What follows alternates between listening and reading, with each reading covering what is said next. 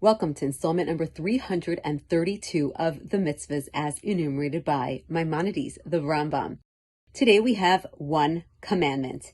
It is negative commandment 168, which is the prohibition for a Kohen Gadol, a high priest, to become impure, even if it was for his father or his mother.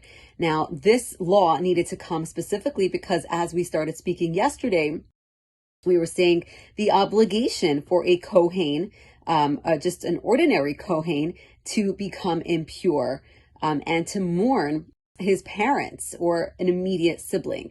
However, here we have an additional mitzvah that is speaking specifically about the Kohen Gadol, which is the high priest. Now, there were many Kohanim, there were many priests that worked simultaneously in the temple. However, there was only one Kohen Gadol. There was only one high priest, and it is for this reason that it is forbidden for him to become impure. Now, as we spoke a little while ago, I'm not sure if you remember, we spoke about how one can become impure, which is specifically with coming in contact with a dead body. And we spoke how specifically by touching it or by carrying it. There is a third way, which is also by being under the same roof. And this one, Maimonides actually separates, and we will be speaking about that tomorrow.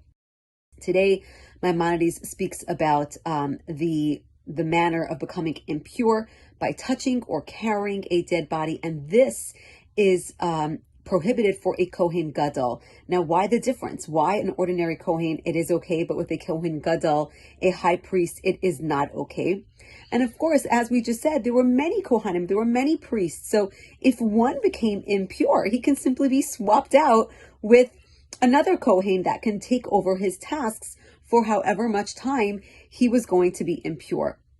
However, when it comes to a Kohen Gadol, the high priest, that there was only one of, and therefore he could never become impure because then who would be there to replace him and to cover his task that needed to be done? And therefore, he could never become impure. And this, of course, is a metaphor for our souls as well. Our souls that comes from the absolute highest place of God Almighty, called the Yechida of the Nefesh. That is that little tiny spark that resides in every single one of us, that come what may, no matter what happens, it can never become impure. It can never be destroyed. And often you'll hear of people that go so far away from Judaism and become so distant to their heritage.